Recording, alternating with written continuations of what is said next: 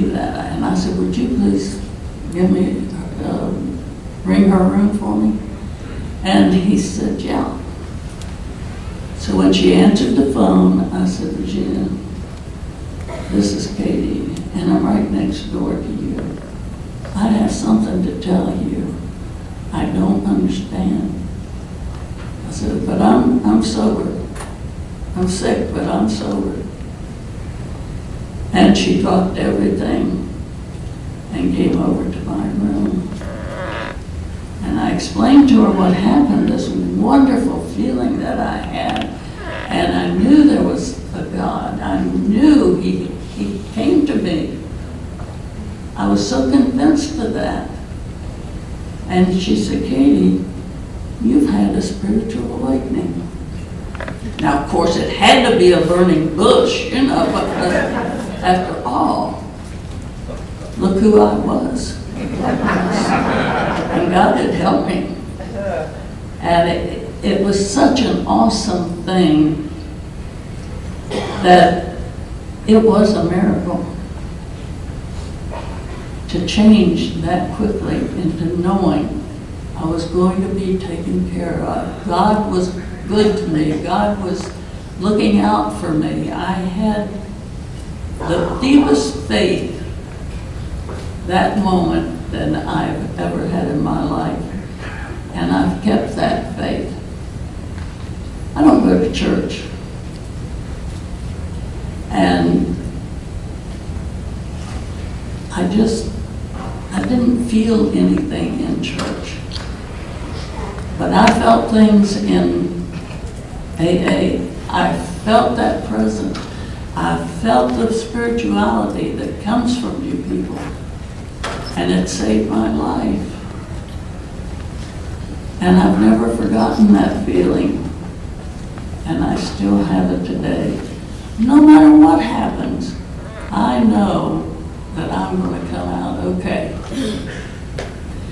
Well, this wonderful man that I lusted after, he started calling, you know, because Gina told him I was sober now.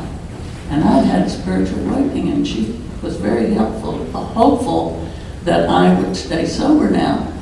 Well, when he found that out, he called Regina and he says, do you girls have a way to the meeting? By then they'd had more meetings than just one. And she'd say, no. He had a car. He says, I'll come by and pick you guys up.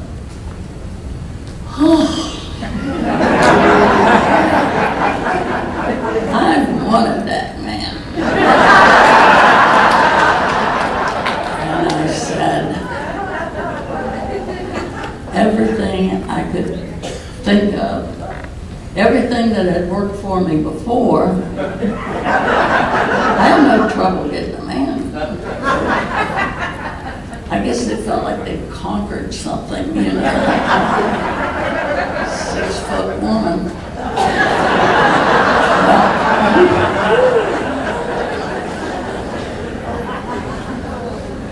It was funny, I always liked the little short ones.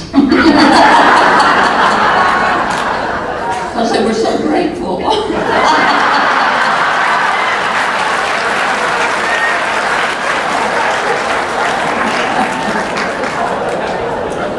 Made a big man out of it.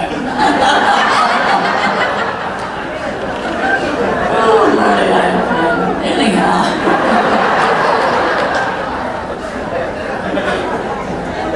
This one wasn't falling for it. He had a year's sobriety. A whole year. I couldn't imagine anybody staying sober a whole year. What was wrong? Well, pretty soon Regina wasn't going with us anymore. I took care of that.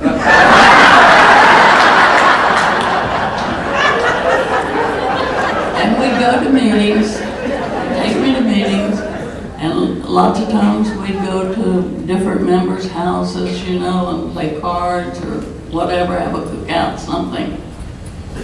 And I wondered, what in the heck has God done to me? He gave me sobriety and took away my sex appeal.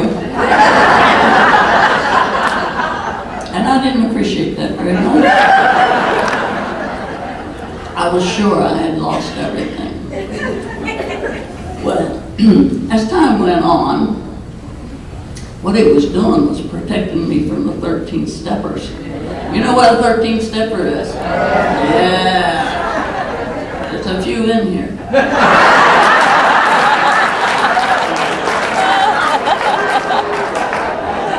So anyhow, She has their name. it finally got to the thing, you know. He'd kiss me on the cheek goodnight when he'd take me back to the hotel. I tried to turn real fast. He was too quick for me. He knew what was coming. Well, I finally got a year's sobriety. And oh my God, it was wonderful. A whole year and I was sober.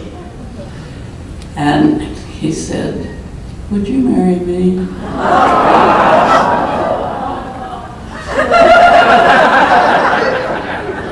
I couldn't believe it. I almost fell out of the chair. I said, "Oh, speaking of falling out, you should hear what happened to me this morning." I was leaned over. You know how high those beds are?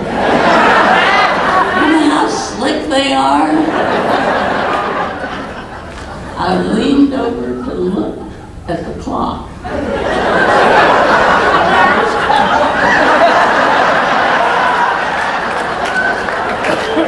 Oh my God.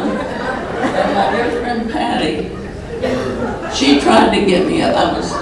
It wasn't clear down on the ground, but I had marks on my legs here where the box spring or whatever that is, that hard thing is, the springs. And I was fighting going down because I knew they would never get me back up. I don't weigh 125 anymore.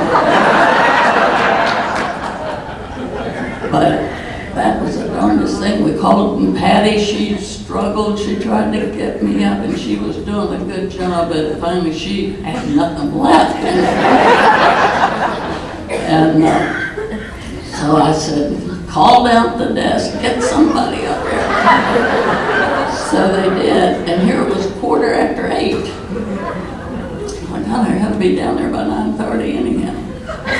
And I was so exhausted. You know how slick those rugs are? I couldn't get any traction. And Patty had to stand behind me to keep me from slipping down any farther.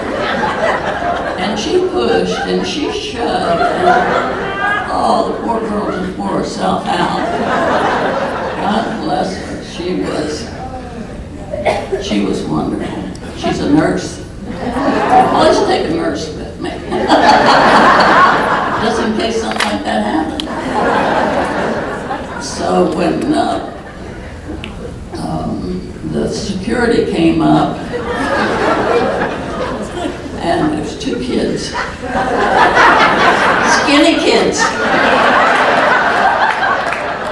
And I said, "We can't do anything. We can't touch her because if she's hurt, she could sue us." I said, "I'm not hurt." Pick me up. Couldn't convince him I wasn't hurt because my toes on that carpet, they were bloody because, the friction on the carpet. And he says, "Our toes are bleeding." I couldn't see the toes, but I knew what was happening. Anyhow, here I was hanging onto that mattress for dear life, and poor Patty standing behind me so I wouldn't slip down any further.